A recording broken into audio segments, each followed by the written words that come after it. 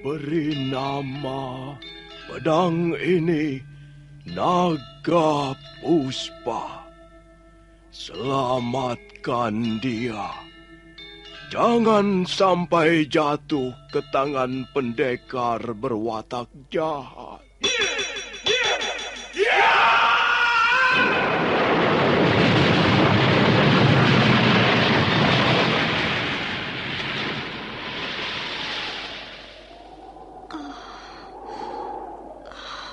Kakang Kamandanu, kau masih juga tidak percaya bahwa aku mencintaimu.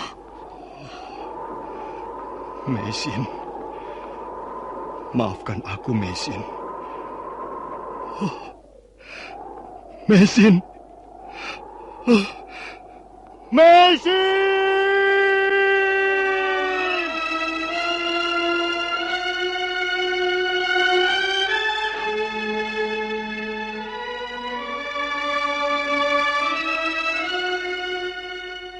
Tutur Tinular.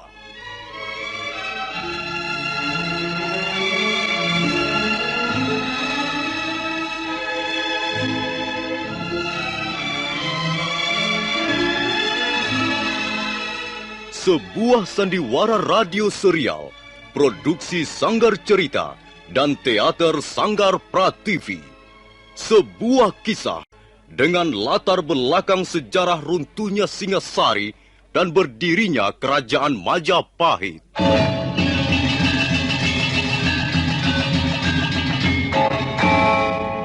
Sandiwara ini didukung oleh pemain-pemain radio yang sudah ternama. Ferry Fadli, Ivone Rose, dan Eli Ermawati.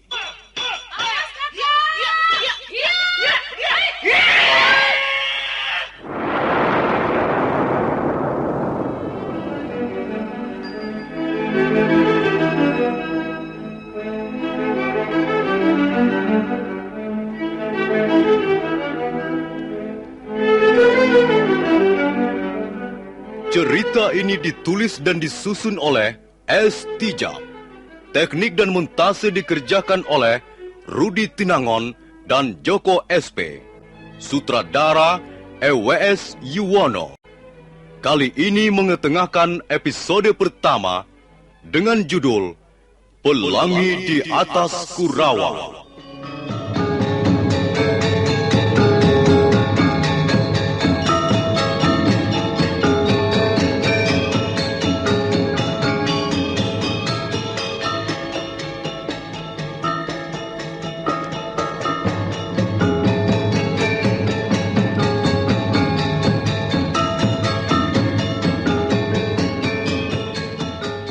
Dalam seri yang ke-13 ini didukung oleh para pemain Ferry Fadli sebagai Arya Kamandanu, M. Abud sebagai Arya Dwi Pangga, Lili Nur Indasari sebagai Nari Rate, Ari Aki sebagai Empu Hanggareksa, Ape Burhan sebagai Rekyan Wuru, Katarina sebagai Nyiwari, dan Nusri pembawa cerita. Selamat menikmati. Berusaha minta maaf pada Arya Kamandanu atas peristiwa di Candi Walandit. Karena Arya Kamandanu nampak belum bisa melupakan rasa dendamnya, Nari Rati menjadi sedih dan putus asa. Dan secepat kilat, gadis itu mencabut sebilah pisaunya. Arya Kamandanu terkejut. Rati, jangan!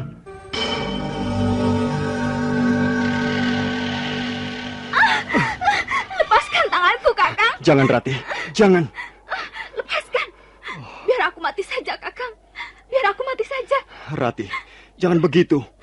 Tidak baik membunuh diri sendiri. Tidak ada gunanya aku hidup lagi. Aku wanita yang penuh lumpur dosa. Aku wanita paling hina. Lebih baik aku lenyap dari muka bumi ini. Lepaskan! Lepaskan aku, Kakang! Lepaskan! Rati! Kau kira dengan bunuh diri urusanmu akan selesai? Kau akan mati penasaran, Rati. Dan kau akan meninggalkan racun yang akan membuat kami semua menderita. Kakang Kamandanu, mengapa pikiranku menjadi gelap sekali? Mengapa? Rati, Dalam keadaan seperti ini, kita harus tetap tegar dan tabah. Jangan menuruti luapan perasaan yang akhirnya bisa mencelakakan diri kita sendiri. Nah, pisau ini harus dibuang sejauh-jauhnya. Pisau itu sudah kubuang jauh ke dasar jurang. Dia tak akan bisa membujukmu lagi melakukan perbuatan yang amat nista. Sekarang, marilah kita duduk rati. Banyak rezeki dan banyak anak. Kakang Kamandanu, begitu mulianya hatimu. Kau pun wanita yang paling manis yang pernah ku kenal, Rati. Hanya karena sesuatu yang tak akan pernah ku mengerti. Beliau memanggil kita berdua. Sepertinya ada sesuatu yang penting yang hendak beliau sampaikan pada kita. Kakang tahu aku ada di sini? Kalau tidak ada di mana-mana, kau biasanya duduk merenung di tepi padang ilalang ini. Baru saja aku menyelesaikan persoalanku dengan Nari Rati.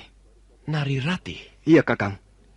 Sekarang tak ada lagi yang menjadi ganjalan di hati kami.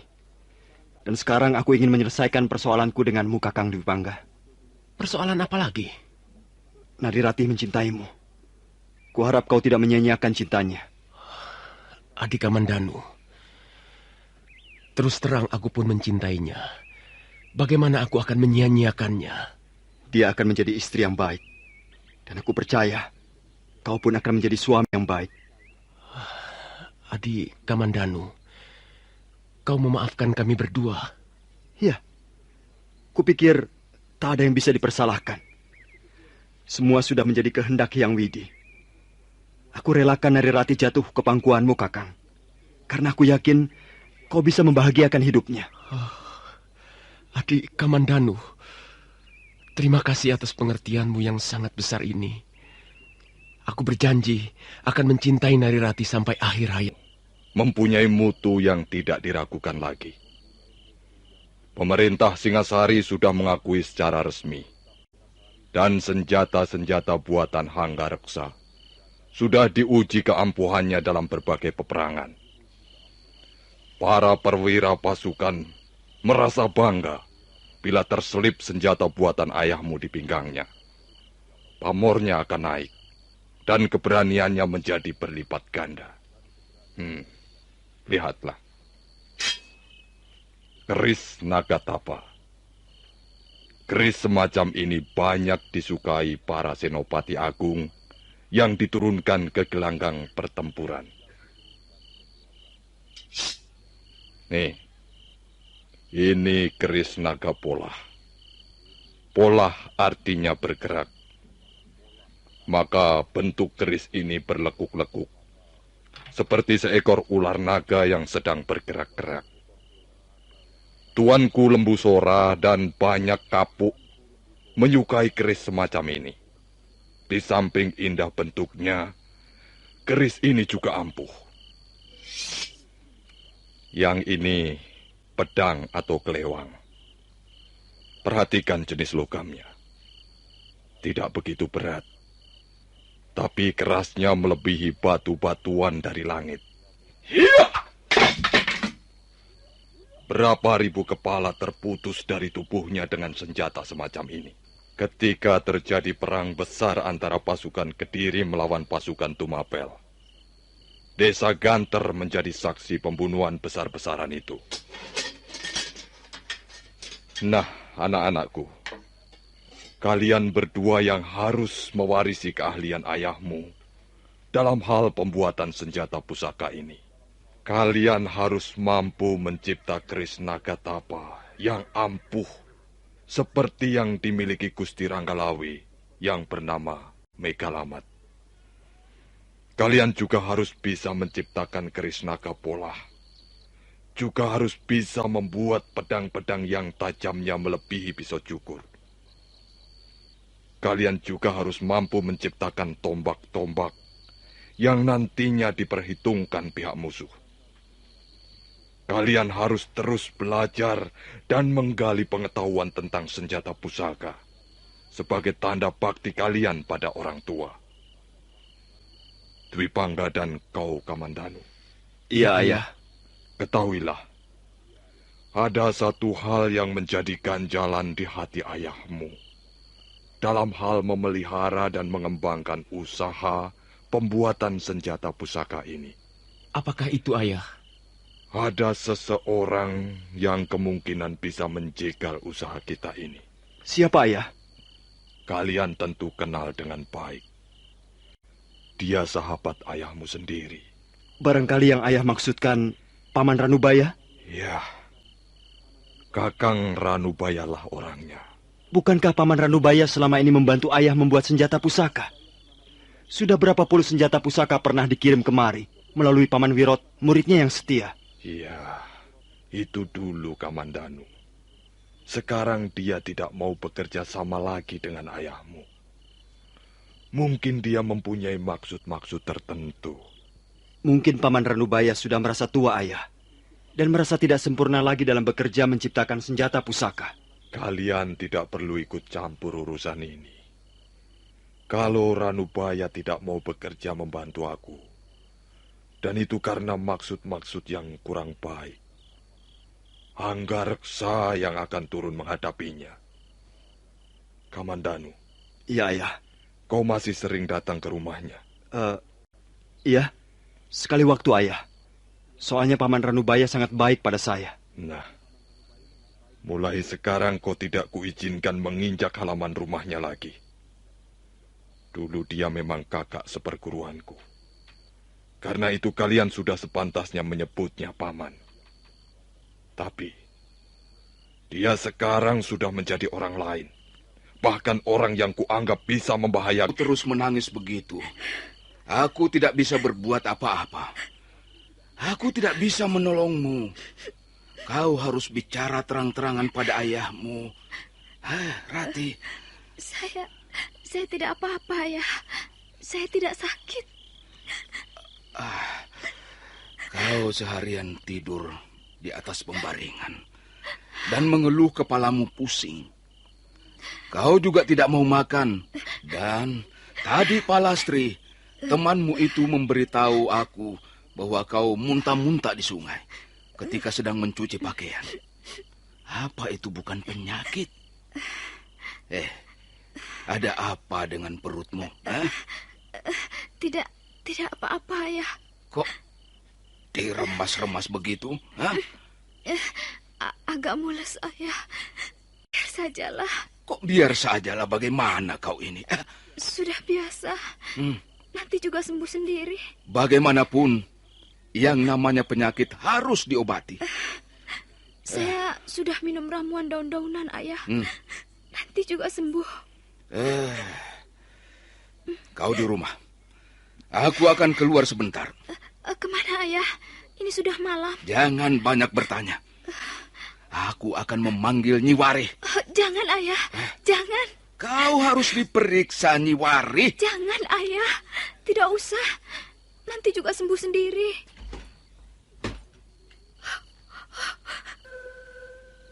Bagaimana, Nyi? Bagaimana bisa sampai terjadi begini, Wuru? Berat sakitnya? Sakit anakmu ini bisa dikatakan berat. Tapi bisa pula dikatakan tidak berat. Tetapi bagaimana aku harus mengatakannya padamu, Wuru? Katakan saja, Nyi. Aku sanggup membayar pengobatannya. Dia anakku satu-satunya. Aku rela berkorban apa saja demi keselamatannya. Sepanjang penglihatanku, anakmu itu jarang pergi keluar rumah. Memang, Nyi. Dia anak yang baik. Paling-paling dia pergi keluar hanya untuk mencuci pakaian di sungai. Memang sekali waktu dia minta izin ke rumah temannya. Tapi itu jarang terjadi. Ada apa, Nyi? Ya, kalau saja anakmu sudah bersuami, hal ini justru merupakan berita yang menggembirakan. Nyi Wari, apa maksudmu, Nyi? Wuru, kau jangan terkejut.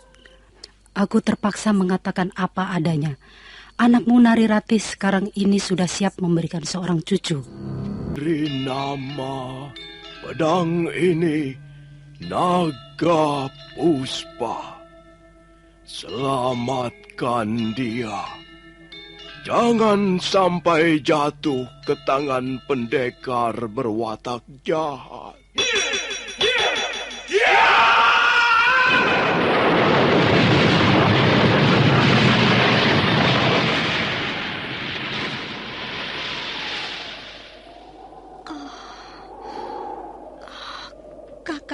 Kamandanu. Kau masih juga tidak percaya bahwa aku mencintaimu. Mesin, maafkan aku, Mesin. Mesin. Mesin!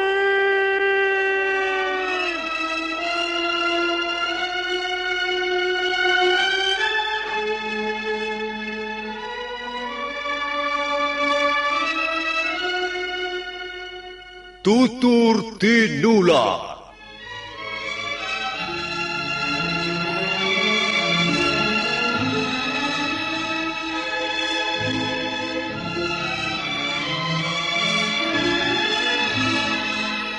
Sebuah sandiwara radio serial, produksi Sanggar Cerita dan Teater Sanggar Prativi.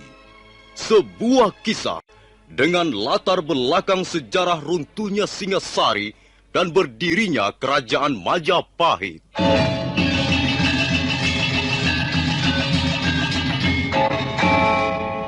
Sandiwara ini didukung oleh pemain-pemain radio yang sudah ternama. Ferry Fadli, Ivone Rose, dan Eli Ermawati.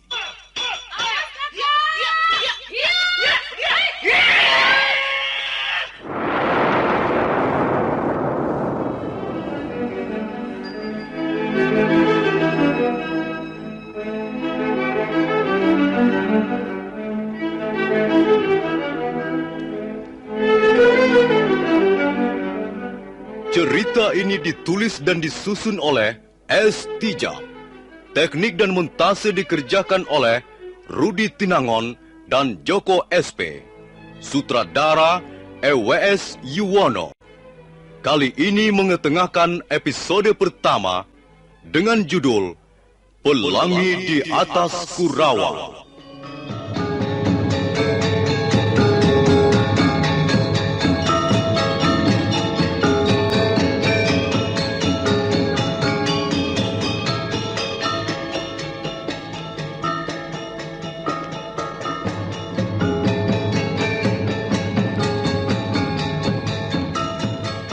Dalam seri yang ke-14 ini, didukung oleh para pemain, Ferry Fadli sebagai Arya Kamandanu, Ape Burhan sebagai Rekyan Wuru, Rusli sebagai Suraprabawa, Marlon sebagai Dangdi, Katarina sebagai Nyiwari, Lili Nur Indasari sebagai Narirate, dan Nusri pembawa cerita.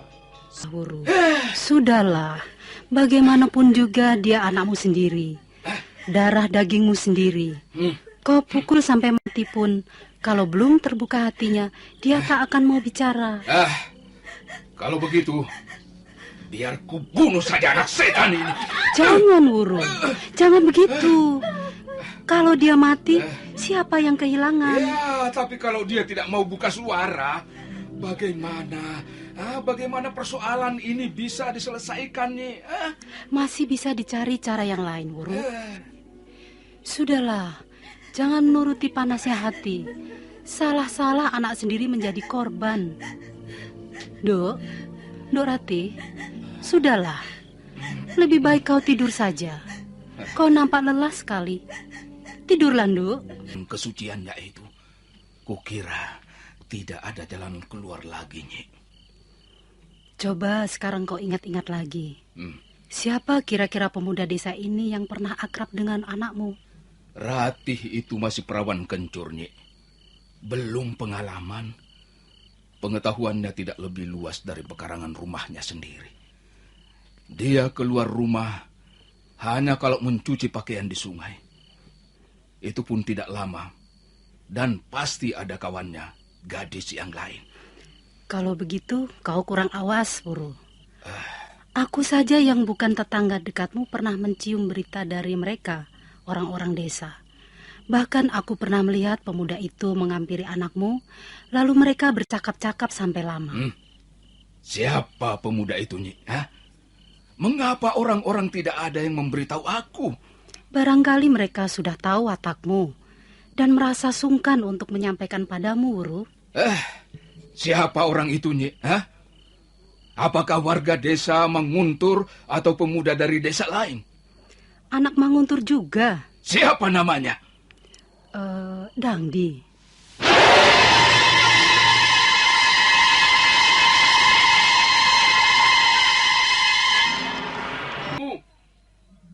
Suraprabawa!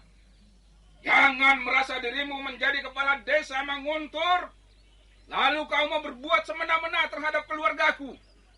Ayo, keluar kau! Ini, aku Rekian Wuru, mau bicara denganmu. Siapa itu yang berteriak di pagi buta begini? Aku. Bukalah matamu lebar-lebar, Suraprabawa. Dan lihat, siapa yang berteriak-teriak di halaman rumahmu? Oh, kiranya Rekian Wuru yang datang. Iya. Aku mau bicara denganmu, Suraprabawa. Aku mau bicara sebagaimana seorang laki-laki berbicara. Ada persoalan apa, Rekian Wuru? Suraprabawa. Kalau kau tidak mampu menghajar anakmu yang berandalan itu, serahkanlah padaku. Biar ku buat dia mengerti bagaimana bertingkah laku yang baik. Ada apa dengan anakku? Dangdi, anak laki-lakimu itu sudah berani menepak muka Rekian Wuru. Anakmu yang tidak kau didik dengan baik itu sudah berani mencoreng wajahku. Tenanglah, Rekian Wuru. Mari kita bicarakan secara baik. Mari, masuklah ke dalam. Tidak. Kita rampungkan di sini saja. Seorang tamu yang baik tentu akan mau dipersilahkan masuk ke dalam rumah. Aku bukan bertamu.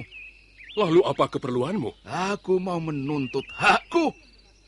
Aku mau membuat perhitungan denganmu. Rekian Wuru. Mengapa kau mencabut pedangmu? Anakmu sudah menghina keluargaku. Dan menjadi kepala desa Manguntur. Baru kali ini aku menyambut tamuku dengan cara yang sangat tidak ramah. Tapi itu karena kau memaksa aku, Rekian Wuru. Nah, apa maumu sekarang? Bagus. Rupanya kau orang tua yang punya tanggung jawab juga. Nah, sekarang kita selesaikan perkara ini secara jantan. Aku belum tahu perkara apa yang kau maksudkan. Rekian Wuru. Tapi kalau kau menggunakan pedangmu itu untuk menyerang aku, maka aku pun terpaksa mempertahankan diri.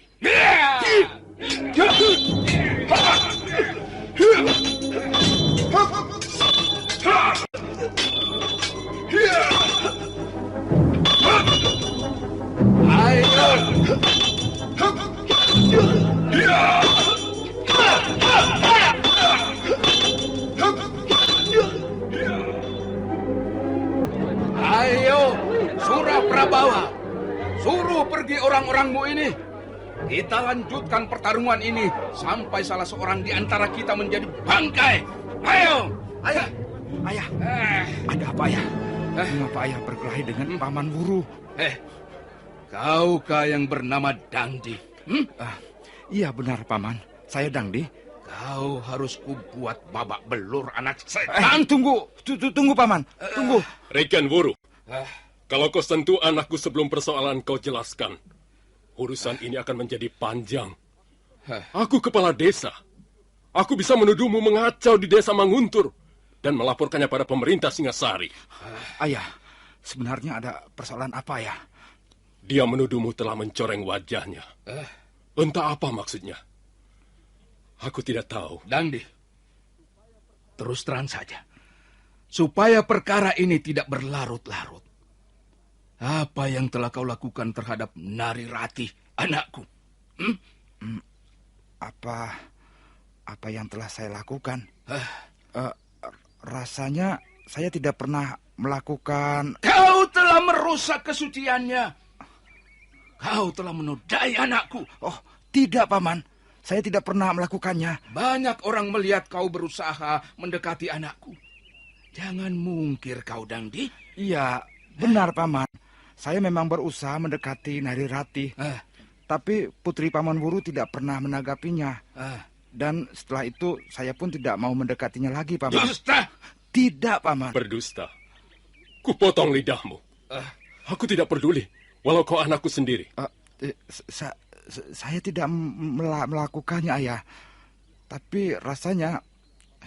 Iya, saya tahu siapa pemuda yang berbuat tidak senonoh itu, Ayah. Siapa? Ayo katakan cepat. Dia bukan anak desa Manguntur.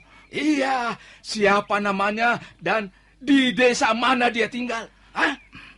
Dia anak desa Kurawan. Namanya Arya Kamandanu.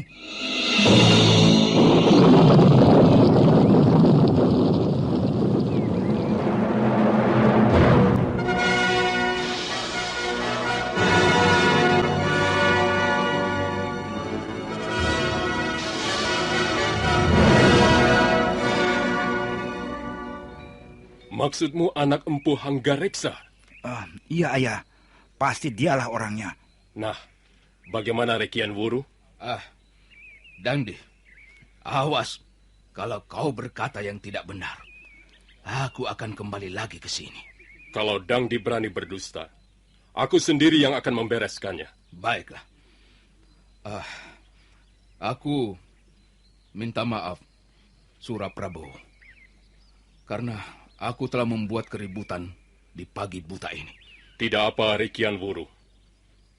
Ini hanya kesalahpahaman biasa. Dan aku bisa memaklumi perasaanmu.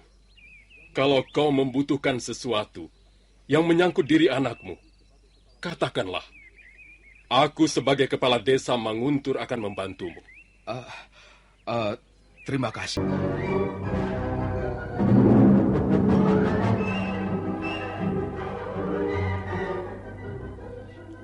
Rekian Wuru dengan perasaan malu karena telah bertindak gegabah, segera bergegas meninggalkan desa Manguntur. Dengan napas terengah-engah akibat usia tuanya, Rekian Wuru terus melangkah setengah berlari menuju Kurawan. Secara kebetulan, dia berpapasan dengan Arya Kamandanu yang waktu itu sedang berkuda untuk menghindari ajakan ayahnya meninjau daerah yang mengandung tambang logam. Hei! Berhenti, anak muda. Berhenti sebentar. Ya, hentikan kuda. Ada apa, Paman? Mengapa Paman menghentikan kuda saya? Anak muda, apakah daerah ini sudah masuk desa Kurawan? Oh, Paman mau ke Kurawan? 9 pal jauhnya dari sini. Paman akan menemukan tugu batas desa itu. Paman jalan saja terus ke arah sana. Kau anak desa Kurawan? Iya, Paman. Saya lahir dan dibesarkan di Kurawan. Kau tahu di mana rumah Empu Hanggareksa? Oh, Paman mau menemui ayah saya?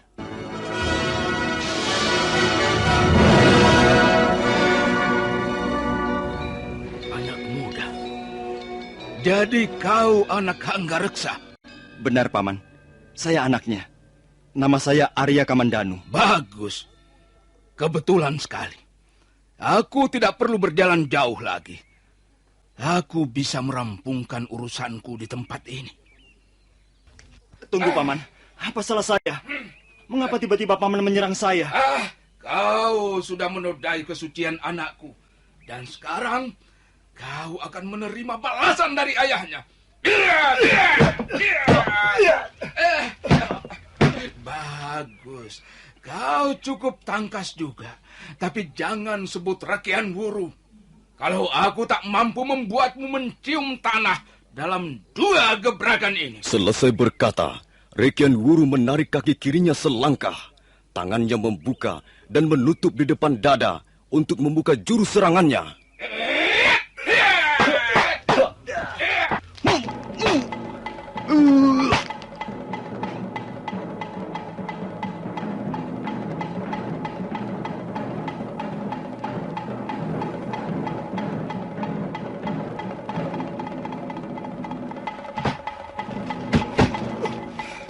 Ayo, Kamandanu.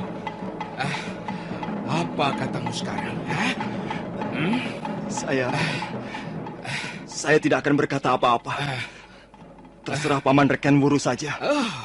Jadi kau sudah mengakui kesalahanmu? Kesalahan mana yang Paman maksudkan? Berdebah! Kau tikus busuk masih juga mengaku tidak punya salah. Saya benar-benar tidak merasa bersalah, Paman. Kau sudah menodai anakku. Kau rusak kehormatannya. Kau mau mengakui atau tidak, Kamandanu? Paman Wuru salah alamat. Jawab. Kau mengakui kesalahanmu atau tidak? Tidak. Kurang ajar.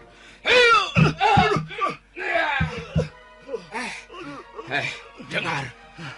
Walaupun sudah tua, sudah beruban seluruh rambutku, tapi untuk membuatmu mampus, aku masih belum kerepotan. Apa sebenarnya yang Paman kehendaki dari saya? Pengakuanmu. Kalau kau mau mengakui kesalahanmu, maka urusannya tidak akan terlalu panjang. Tapi kalau kau masih mau bertahan, mau memungkiri perbuatanmu, nah, aku tidak segan-segan membuat tubuhmu cacat, Kamandanu. Paman Wuru, saya tidak akan mengakui perbuatan yang tidak pernah saya lakukan. Apa? Coba kau ulangi sekali lagi. Saya tidak akan mengakui perbuatan yang tidak pernah saya lakukan. Kamandanu! Kau jangan membuatku semakin naik darah. Walaupun orang tua, tapi aku bukanlah tergolong orang penyabar. Kalau kau masih berusaha mungkir, aku akan membunuhmu di tempat ini juga. Paman Wuru, saya berani karena saya merasa benar. Kalau saya merasa benar dan tidak berani menghadapi keadaan, maka namanya saya pengecut. Kurang ajar. Jadi kau menantangku? Paman Wuru tidak usah merasa ragu-ragu. Saya tidak akan melawan. Saya tahu Paman Wuru sebenarnya orang yang baik. Saya justru merasa kasihan sekali. Mengapa Paman Wuru harus mengalami seperti ini? Saya kenal Nari Ratih, Paman. Saya pernah bersahabat dengannya. Sudah. Jangan ngoceh ngalor ngidul. Aku tidak butuh mendengar khotbahmu. Jadi bagaimana? Kalau memang Paman menganggap saya bersalah dan mau membunuh saya, lakukanlah. Saya tidak akan melawan sedikit pun. Saya akan menyerahkan leher saya agar Paman Wuru merasa puas. Rekian Wuru tertegun mendengar kata-kata Arya Kamandanu. Suaranya terdengar jujur dan penuh keberanian. Tapi karena hatinya masih panas, maka orang tua itu buru-buru mencampakkan pengaruh tersebut. Kamandanu, akuilah bahwa kau yang menodai anakku. Dengan begitu, persoalan ini bisa segera dibereskan. Barangkali, kalau nasibmu mujur, aku akan mengawinkanmu dengan anakku. Tapi kalau tidak, aku akan menyerahkanmu kepada kepala desa Manguntur agar perbuatanmu ditangani yang berwajib. Sudah saya katakan bahwa saya tidak mungkin mengakui apa yang bukan menjadi perbuatan saya. Berdebah! Kubunuh kau sekarang juga. Pedang Rekian Wuru yang sudah terhunus berkelebat di udara dan dengan deras sekali meluncur ke arah leher Arya Kamandanu.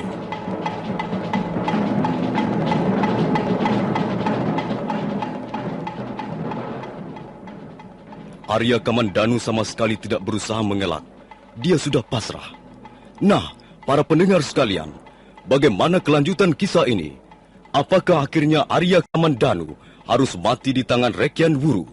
Silakan mengikuti episode berikutnya. Sampai jumpa.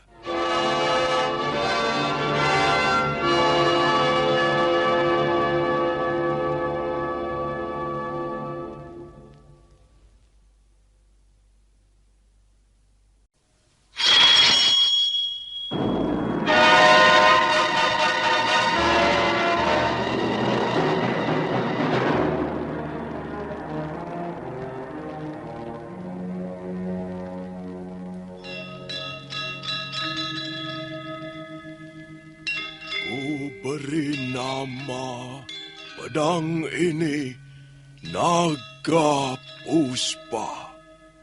Selamatkan dia. Jangan sampai jatuh ke tangan pendekar berwatak jahat.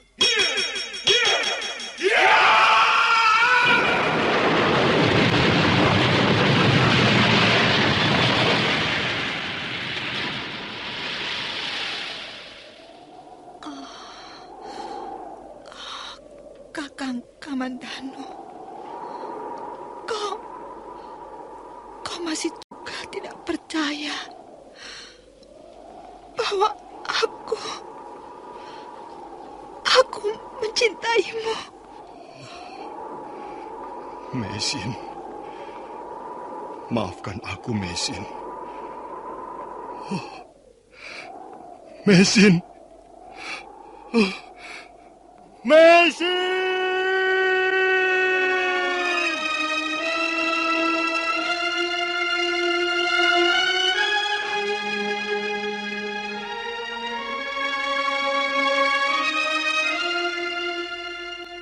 Tutur Tinula.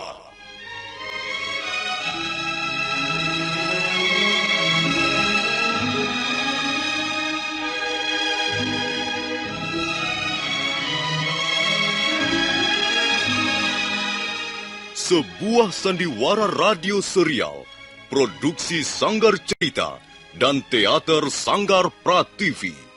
Sebuah kisah dengan latar belakang sejarah runtuhnya Singasari dan berdirinya Kerajaan Majapahit.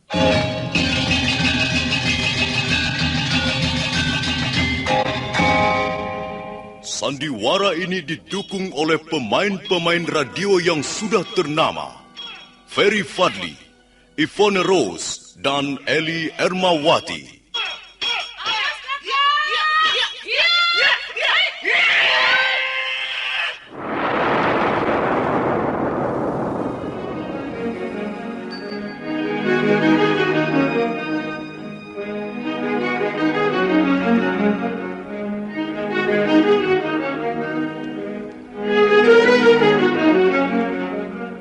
Cerita ini ditulis dan disusun oleh S. Tijab. Teknik dan montase dikerjakan oleh Rudi Tinangon dan Joko SP. Sutradara EWS Yuwono. Kali ini mengetengahkan episode pertama dengan judul Pelangi di Atas Kurawa.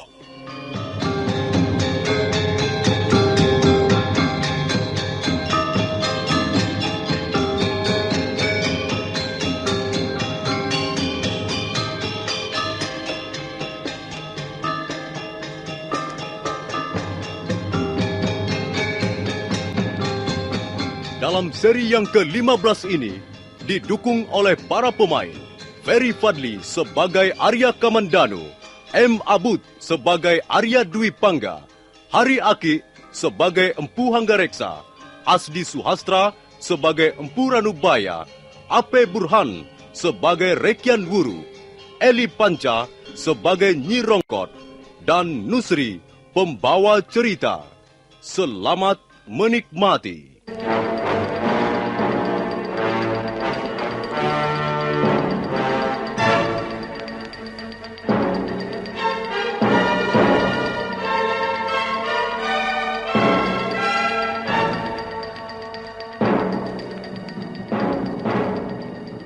Rekian Wuru adalah bekas prajurit. Dia bekas perwira yang pernah membawahi 200 orang. Karena itu, walaupun usia tuanya banyak mengganggu, dia tidak begitu sulit untuk menundukkan Arya Kamandanu yang belum berpengalaman. Sekarang Rekian Wuru sudah siap melampiaskan dendamnya. Pedangnya sudah terangkat tinggi ke udara. Nah, kau mau mengakui kesalahanmu atau tidak, Kamandanu? Tidak, Paman Wuru. Mata Rekian Wuru mendelik, napasnya ngos-ngosan karena menahan awa amarahnya ingin menjebol dadanya. Dan secepat kilat, pedang di tangannya terayun ke arah leher Arya Kamandanu. Mampus kau anak berandalan!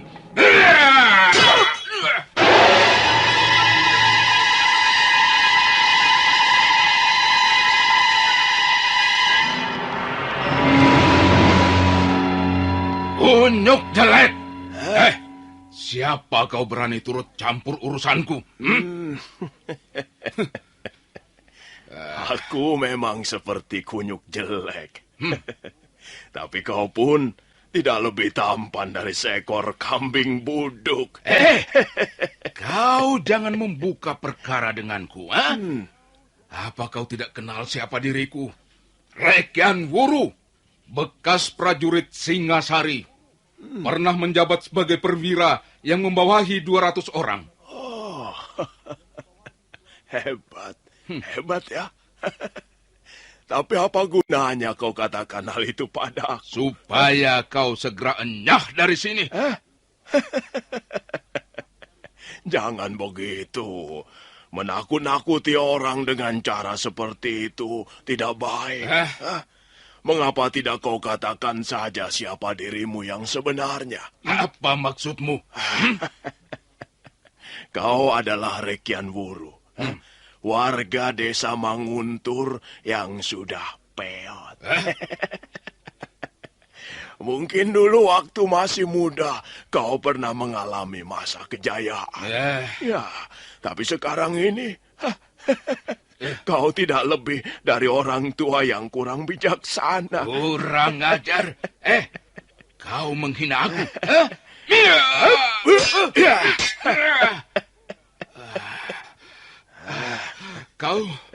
Kau punya kebisaan juga rupanya.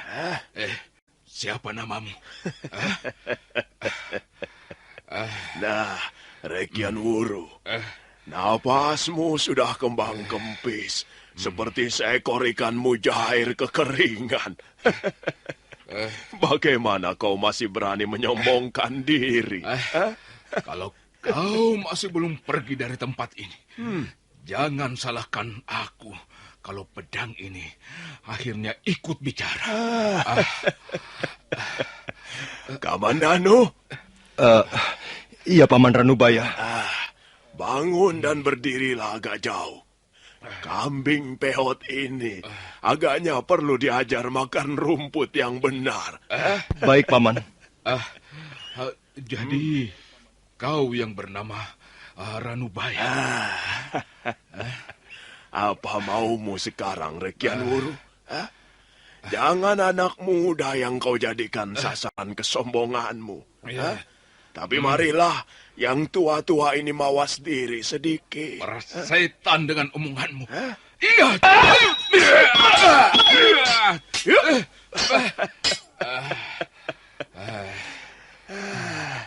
Bagaimana, Rekian Wuru? Tunggu.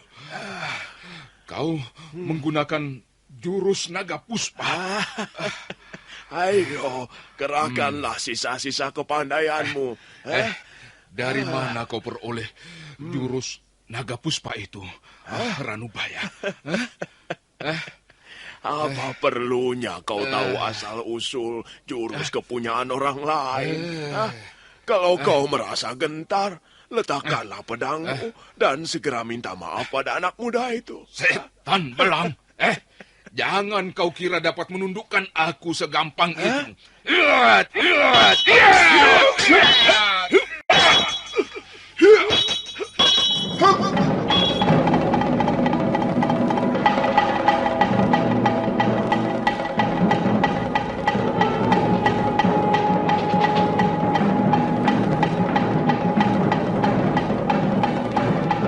Adalah Rekian Wuru yang sudah jompo. Nah, Rekian Wuru yang sudah pikun.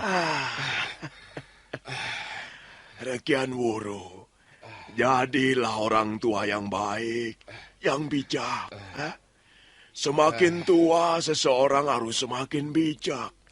Karena semakin banyak yang dilihat.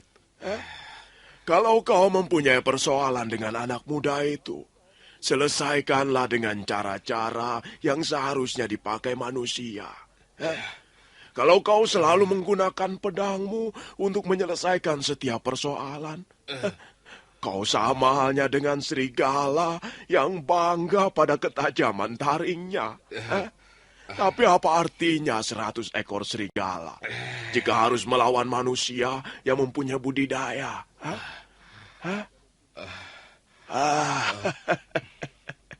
Kamandano. Iya, Paman. Antarkan dia menemui ayahmu. Ayo. Baik, Paman. Mari, Paman Wuru. Saya antarkan Paman menemui ayah saya. Untuk menuntut pertanggungan jawab atas perbuatan yang telah dilakukan anakmu. Baiklah, Rekian Wuru. Tapi aku belum bisa menerima tuduhan itu. Jika tidak ada bukti yang kuat. Dan ingat, tuduhan tanpa bukti bisa digolongkan fitnah. Tentu saja ada buktinya, Hanggareksa. Sekarang ini, anakku jelas mengandung 3 bulan lamanya. Tapi laki-laki bukan hanya anakku, Rekian Wuru. Bisa saja anak desa Manguntur sendiri yang berbuat tidak senonoh itu. Tidak, Hanggareksa. Ada keterangan seorang anak muda yang bisa kujadikan pegangan. Dangdi, anak kepala desa Manguntur, mengatakan bahwa Arya Kamandanulah pelakunya. Sering kali dia melihat anakmu itu bercanda di tepi padang ilalang Bukit Kurawan bersama anakku. Apa benar begitu, Kamandanu? Hah? Jawablah. Benar, Ayah. Benar? Jadi kau yang telah menodai anak gadis Rekian Wuru? Tidak, Ayah. Kamandanu, kau jangan main-main. Kau sedang bicara dengan ayahmu. Apa benar kau yang telah melakukan perbuatan tidak senonoh itu? Tidak, Ayah. Saya tidak melakukannya. Banyak saksi mata yang melihat kau berjalan bersama anakku, Kamandanu. Mengapa kau tidak berterus terang saja? Awas kalau kau berani berdusta di depan ayahmu. Lebih baik kau jujur, mengaku apa adanya. Jangan berbolak-balik seperti kelakuan orang tidak waras. Tapi saya benar-benar tidak melakukannya, Ayah. Kurang ajar, anak sial kau. Kamandanu, lebih baik aku tidak mempunyai anak seperti kau.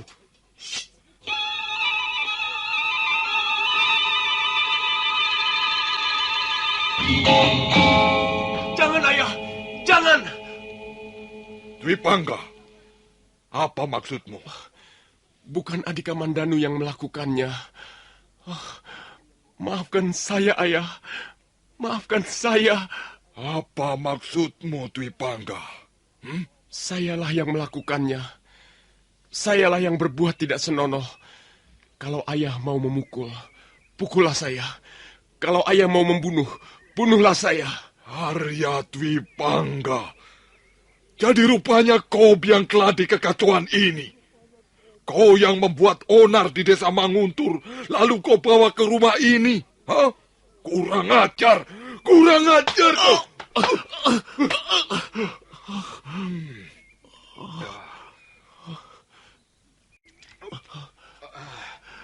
Apa benar kau yang menodai kesucian anakku? Benar, Paman Wuru. Saya minta maaf atas kesalahan saya ini. Saya mencintai Nari Ratih, Paman. Cinta! Cinta! Itu bukan alasan untuk berbuat yang tidak pantas. Saya mengaku salah, Ayah. Saya benar-benar menyesal. Menyesal? Apa gunanya? Luka sudah meninggalkan bekas. Bagaimana kulit bisa mulus lagi? Huh? Aku ini yang malu, Dwi Pangga. Malu sekali aku ini. Mukaku mau kusembunyikan di mana? Hah? Kali ini perbuatanmu sudah sungguh-sungguh keterlaluan, Dwi Pangga. Baiklah, Hanggareksa. Semuanya sudah jelas. Selanjutnya, tinggal bagaimana kita berdua sebagai orang tuanya. Aku mengerti, Rekian Wuru. Memang anakku yang berbuat. Maka aku sebagai orang tuanya harus ikut bertanggung jawab. Kalau begitu, aku permisi dulu. Kita cari waktu yang baik untuk membicarakan masalah ini sebagaimana mestinya. Ya. Kerja untuk memberi makan keluargamu. Kau harus bisa menjadi pegangan dan panutan keluargamu. Kau harus bisa membahagiakan istrimu dan bisa mendidik anak-anakmu agar nanti mereka mampu hidup sendiri. Saya akan menuruti segala nasihat ayah. Dan semua kebiasaanmu yang buruk harus kau campakkan. Harus kau ganti dengan kebiasaan yang baik, yang berguna untuk membangun keluarga. Nah, anakku Dwi Pangga, Kalau kau sudah paham dan sudah mempersiapkan itu semua, ayah merestui perkawinanmu. Terima tamunya dengan ramah. Mereka pun lalu membicarakan masalah Arya Dipangga dan Nari Ratih. Dan tercapailah kata sepakat untuk mengawinkan dua remaja itu.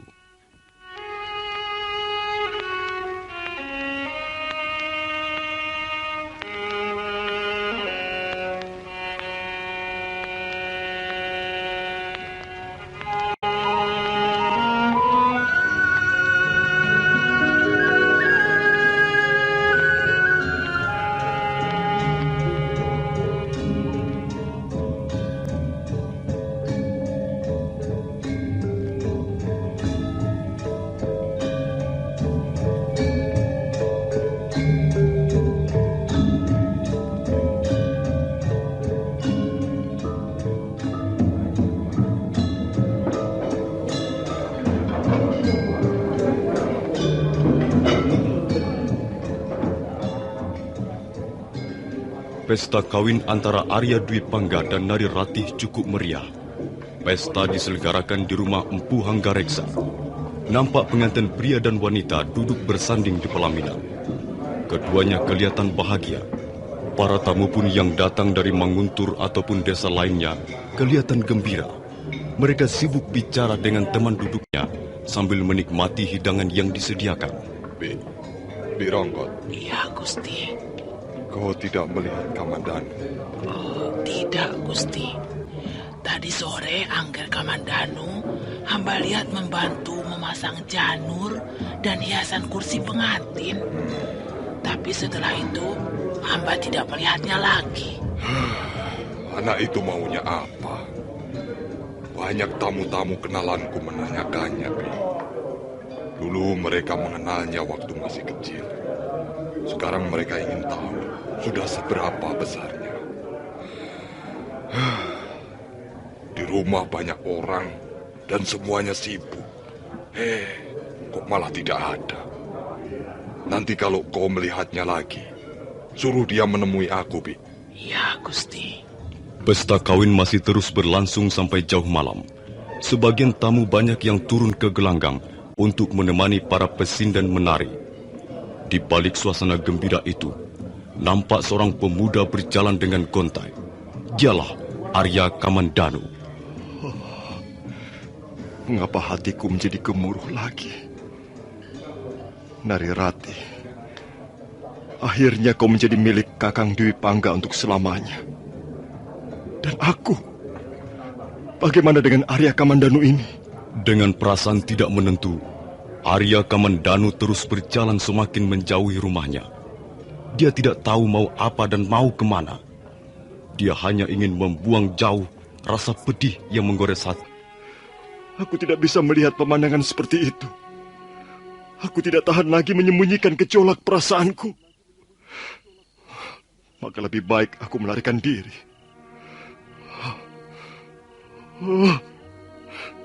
Bagaimana caranya membuang kegelisahan seperti ini?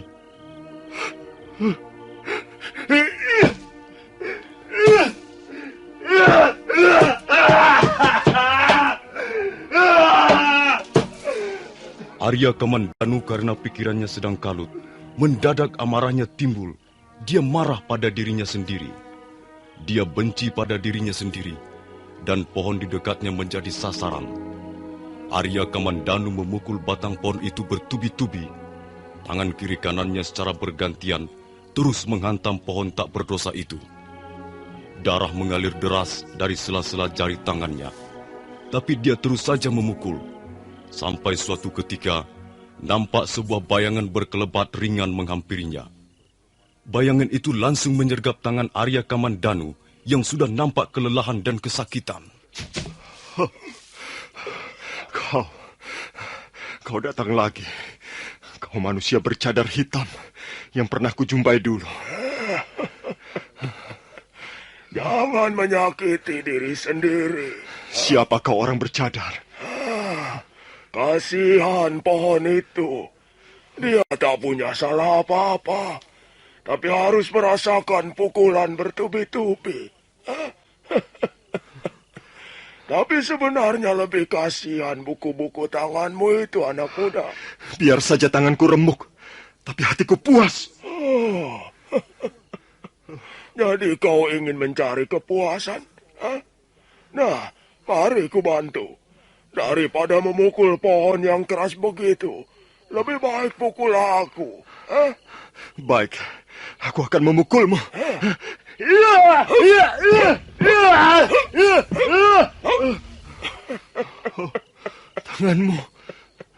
Tanganmu lebih keras dari pohon itu. Ah, tidak. Bukan tanganku yang keras, melainkan tanganmu yang terlalu lembek. Dan lagi tanganmu sekarang sudah terluka. Mau coba lagi?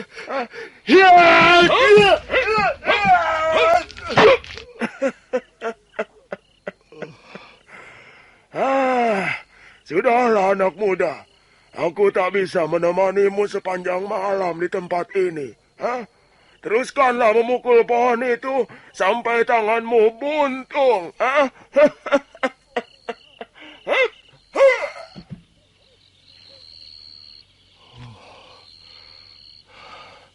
Siapa manusia bercadar itu? Dulu dia datang saat pikiranku sedang kalut. Setelah terjadi peristiwa Candi Walandit. Sekarang dia datang lagi. Juga pada saat pikiranku sedang kacau. Siapa dia sebenarnya? Dan apa maksudnya? Batu nirmalaku. Dia mencuri batu nirmalaku. Kurang ajar. Pencuri busuk. Arya Kamandanu sangat geram karena manusia bercadar itu telah mencuri batu nirmala pemberian Nari Rati. Maka bergegas dia mengejar pencuri itu. Dia heran, orang aneh itu tidak lari jauh. Dia malah enak-enak duduk di atas sebongkah batu ketika melihat orang yang mengejarnya menghampirinya. Pencuri busuk, kau kembalikan atau tidak batu nirmalaku? Mengapa marah-marah, anak muda? Kau telah mencuri batu nirmalaku. Benda ini yang kau maksudkan? Iya, kembalikan batu nirmala itu. Cepat kembalikan. Tidak semudah itu kau akan bisa memiliki benda ini, anak muda. Kecuali kau sanggup merebutnya dari tanganku.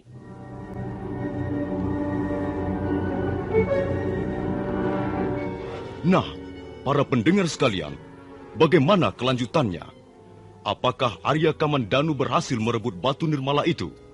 Dan siapakah sesungguhnya manusia bercadar itu? Silakan mengikuti episode berikutnya. Sampai jumpa.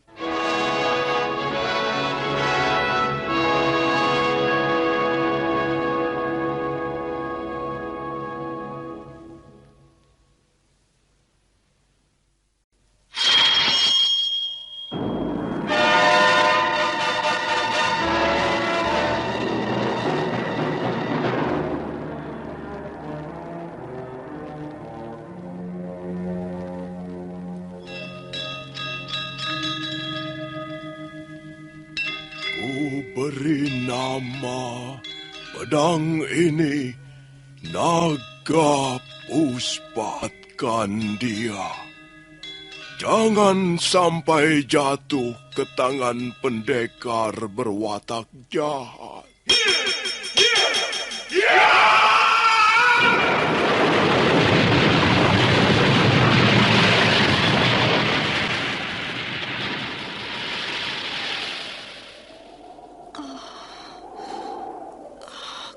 Kakang Kamandanu, kau masih juga tidak percaya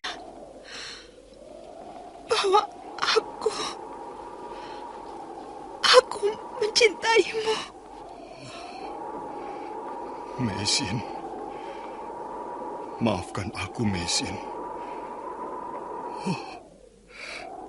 Mesin. Mesin!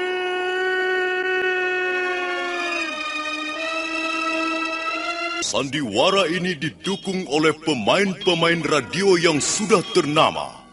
Ferry Fadli, Ivone Rose, dan Eli Ermawati.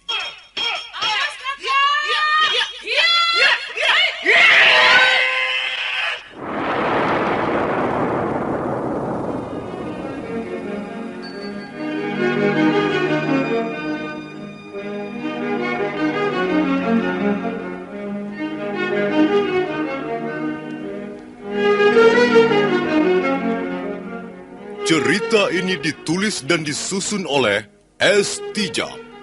Teknik dan montase dikerjakan oleh Rudi Tinangon dan Joko SP. Sutradara EWS Yuwono. Kali ini mengetengahkan episode pertama dengan judul Pelangi di Atas Kurawa.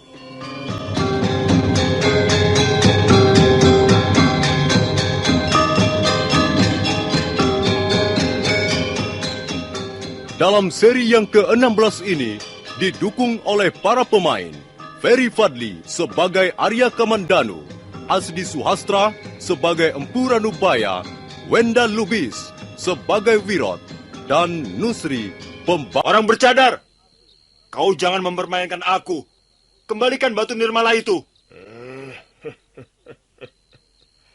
Anak muda, kalau kau menginginkan benda ini, kau harus mau berkeringat lebih dulu. Tak ada hasil yang bisa diperoleh tanpa cucuran keringat. Apakah mencuri milik orang lain juga bisa diartikan cucuran keringat? Kau cukup cerdas, anak muda.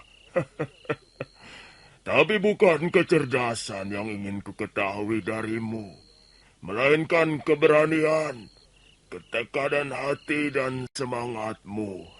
Untuk apa kau ingin tahu? Tentu saja untuk tetap memiliki batu nirmala yang indah ini. Hei, tunggu! Jangan lari kau! Sampai ke ujung dunia pun tak akan kubiarkan kau membawa batu nirmala itu!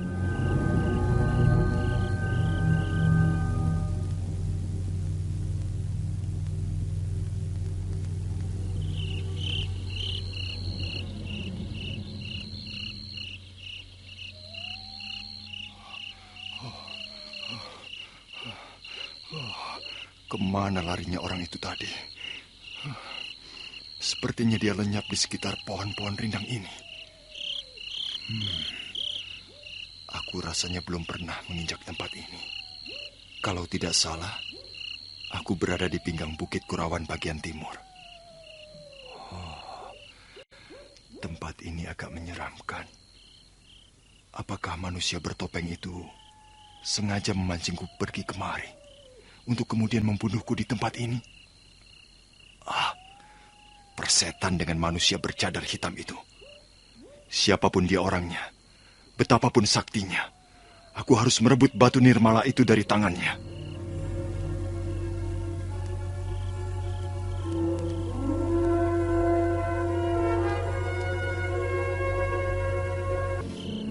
Arya Kamandanu terus menyusuri pinggang Bukit Kurawan yang banyak ditumbuhi pohon-pohon perdu. Dia tidak peduli gelapnya malam, hampir membutakan matanya. Dia terus melangkah dan melangkah. Akhirnya,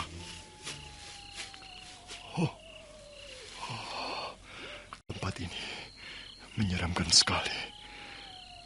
Ada sebuah batu besar, bentuknya menyerupai payung raksasa.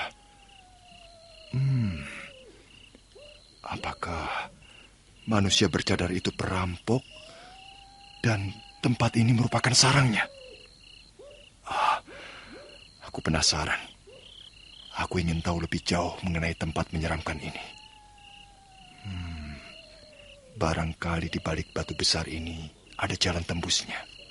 Baru saja Arya Kamandanu akan beranjak, ketika mendadak muncul sebuah bayangan dari balik rimbunan daun-daun pohon.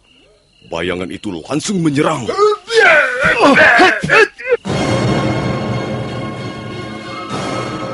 Siapa kau? Mengapa tiba-tiba menyerangku? Kau pasti bukan orang yang punya maksud baik. Aku akan melayanimu.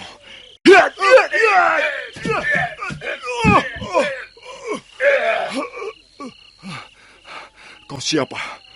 Dan mengapa kau menyerang aku? Kau pasti anak buah manusia bercadar itu. Tentu saja Angger Kamandanu tidak mengenali saya lagi.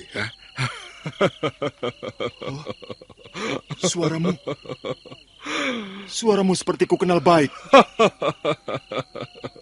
Maringger, guru sudah menunggu di dalam. Apa kau pernah belajar dari ayahmu? Belajar apa? Tidak banyak, Paman. Aku hanya mengajari beberapa jenis pukulan. Kata ayah, saya tidak perlu menjadi seorang jago berkelahi. Ayah lebih senang saya mewarisi keahliannya membuat senjata pusaka. Iya. Kau sendiri bagaimana? Saya pribadi lebih tertarik mempelajari ilmu ulah kanuragan, Paman. Tapi saya harus belajar pada siapa?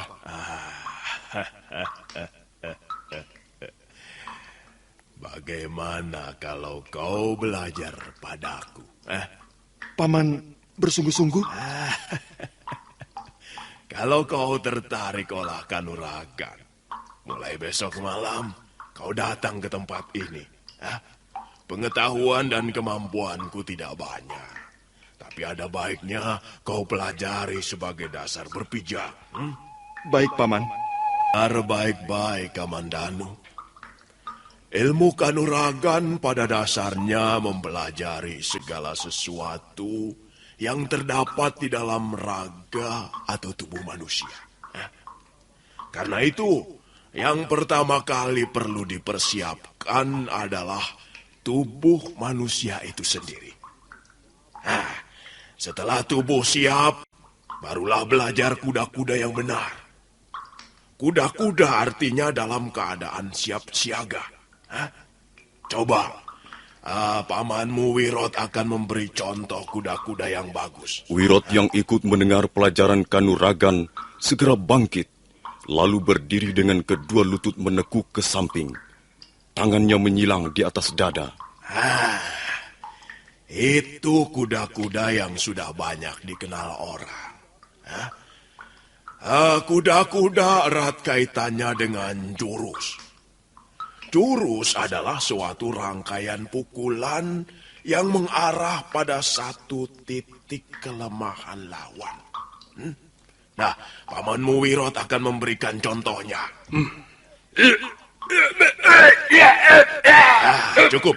Cukup Wirot. Nah, sekarang kalian berdua bisa berlatih di halaman depan gua ini, ya. Kukira tempatnya cukup lega untuk kalian berdua.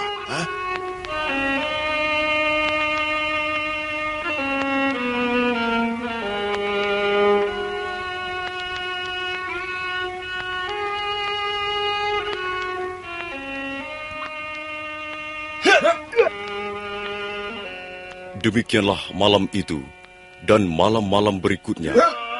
Arya Kamandanu sibuk berlatih ulah kanuragan dengan ditemani Wirot. Setahap demi setahap, akhirnya Arya Kamandanu mampu menyerap pelajaran ilmu pukulan 12 jurus milik Empu Ranubaya. Pada malam ke-21, Empu Ranubaya melihat mereka berlatih di halaman depan goa. Setelah beberapa saat lamanya mengamati, Empu Ranubaya berdiri. Cukup. Hentikan dulu latihan kalian. Mari masuk. Aku akan bicara dengan kalian berdua.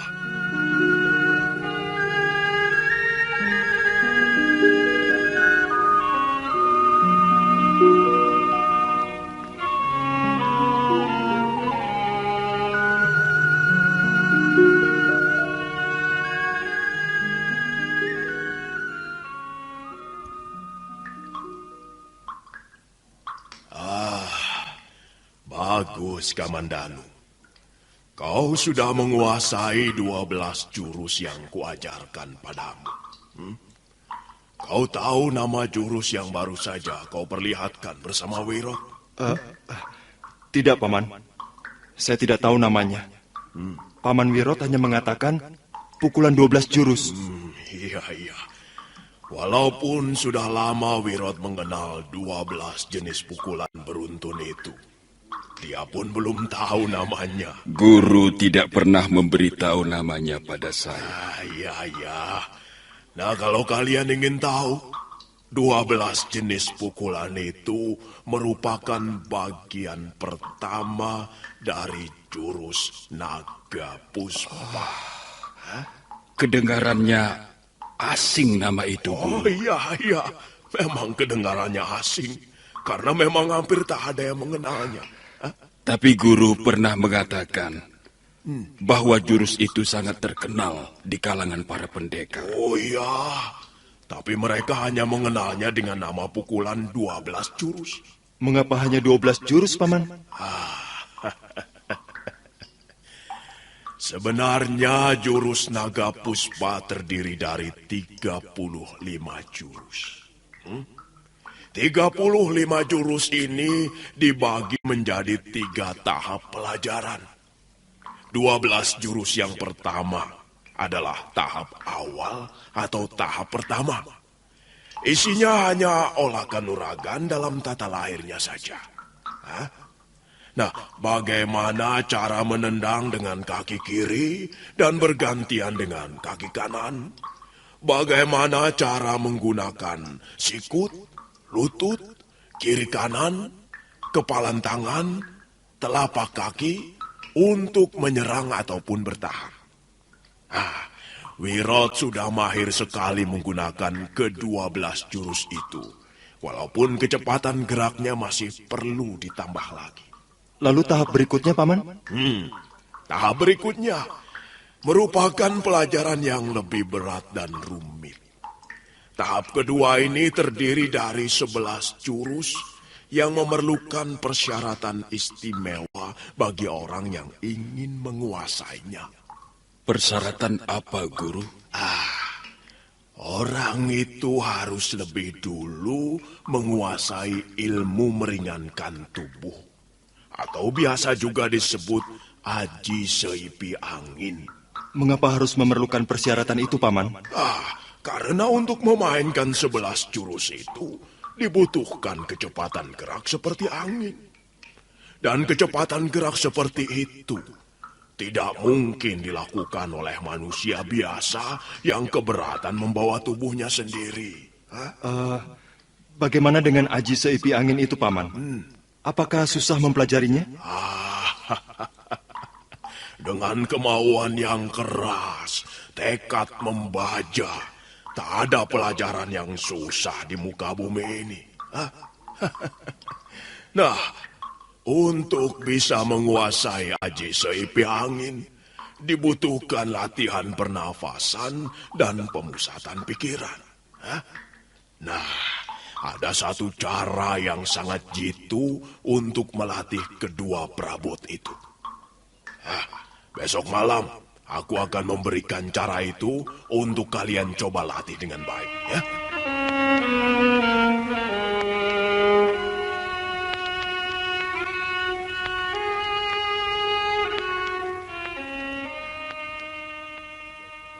Malam berikutnya, Arya Kamandanu datang lebih awal dari malam-malam sebelumnya.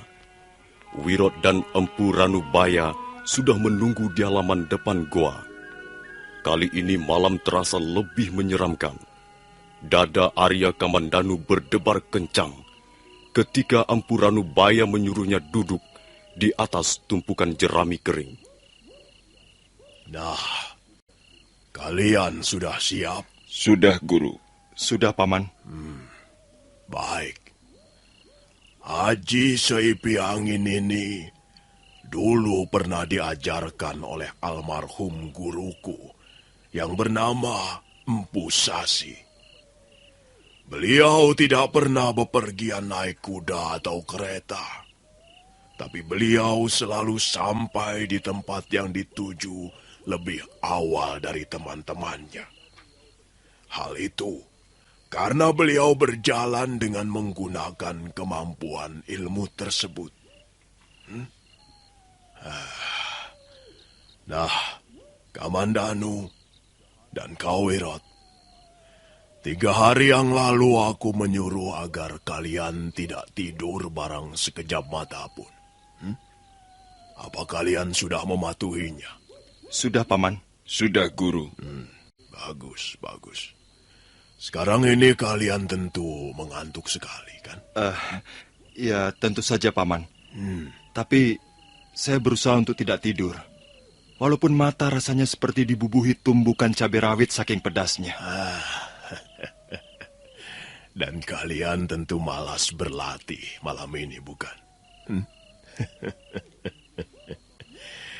Ya, sungguh nyaman rasanya untuk tidur dalam keadaan kantuk seperti itu.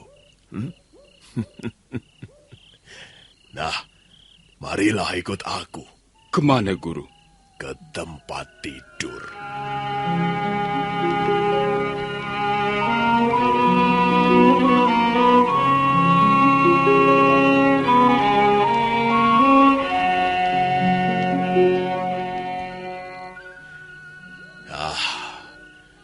Bagi mereka yang tidak sedang belajar olah kanuragan, tempat tidur yang nyaman adalah sebuah kasur yang empuk yang dipasang di atas ranjang kayu jati berukir.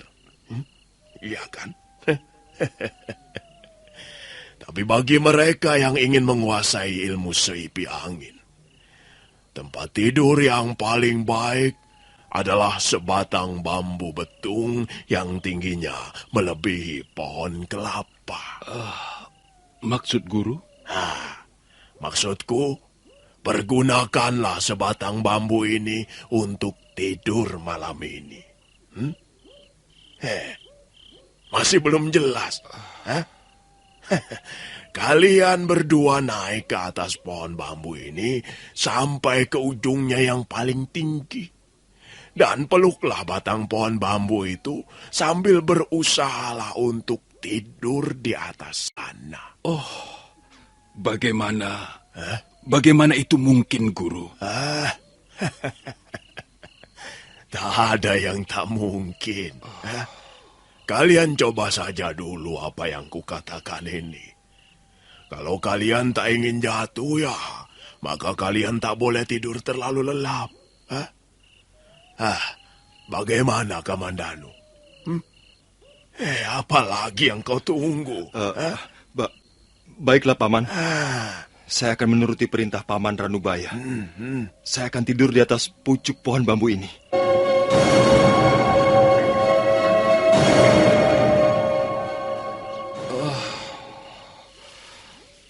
Tinggi juga batang bambu ini. Kalau jatuh ke bawah sana, bisa remuk tulang-tulangku. Apa maksud Guru memberi pelajaran seperti ini? Jangan-jangan Guru hanya main-main saja.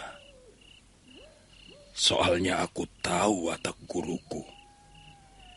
Di samping suka angin-anginan, dia juga senang bercanda. Senang bermain-main.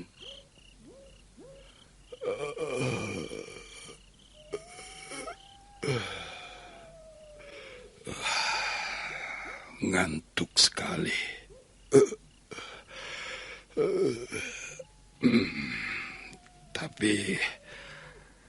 Tapi bagaimana aku bisa tidur dengan cara seperti ini? Kakiku rasanya sudah mati dua-duanya. Aduh, sudah tidak merasakan apa-apa lagi. Keringat dingin sudah mulai membasahi pakaianku. Aku bisa terjatuh kalau terus bertahan. Maaf, Guru. Saya tidak sanggup. Saya masih mau hidup, Guru.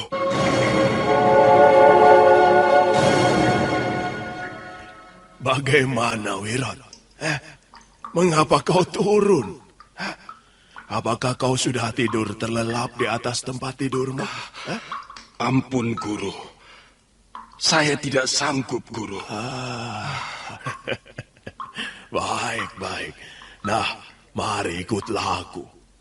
Kau nanti akan melihat sendiri bagaimana ampuhnya kekuatan yang ditimbulkan dalam diri manusia yang mampu mengatasi ujian berat di atas pucuk pohon bambu. Empu Ranubaya lalu membawa Wirot ke tempat di mana Arya Kamandanu masih tergantung di atas pucuk pohon bambu. Dari bawah, nampak Arya Kamandanu bagaikan seekor kalong yang besar yang terperangkap jaring seorang pemburu. Oh, luar biasa Angger Kamandanu. Dia masih mampu bertahan di pucuk pohon bambu. Nah, ketahuilah Wirot, anak Hanggareksa ini mempunyai bakat besar di dalam hal olah kanuragan. Guru, saya khawatir dia nanti terjatuh, Guru. Saya sendiri merasakan betapa beratnya ujian ini. Kaki saya sampai kehilangan rasa. Tangan-tangan saya seperti kejang, Guru. Sudahlah, Wirot. Nanti akan kau saksikan sendiri sebuah tontonan keajaiban yang langka. Tapi kalau kau sekarang ini tidur, ya tentu kau tak akan melihatnya.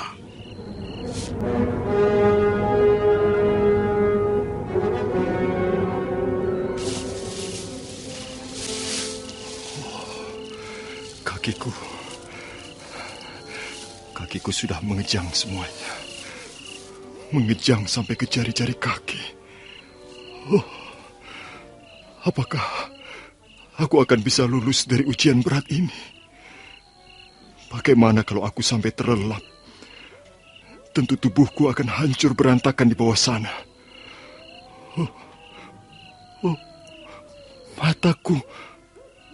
Mataku sudah tidak tahan lagi. Mataku mau menutup saja. Berat sekali rasanya membuka kelopak mataku sekarang ini. Bagaimanapun juga, Arya Kamandanu mencoba untuk bertahan. Akhirnya terlena juga, seperti terkena panah aji sirep yang dahsyat. Mendadak Arya Kamandanu merasa terlelap.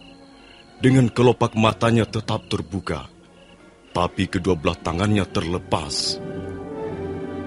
Arya Kamandanu tak lagi mampu bertahan di pucuk pohon bambu petung yang tinggi. Kedua tangannya terlepas dan... Nah, para pendengar sekalian, bagaimanakah kelanjutan kisah ini? Apakah Arya Kamandanu akan terjatuh ke bawah hingga tubuhnya hancur berantakan? Silakan menunggu jawabannya dalam episode berikutnya. Sampai jumpa.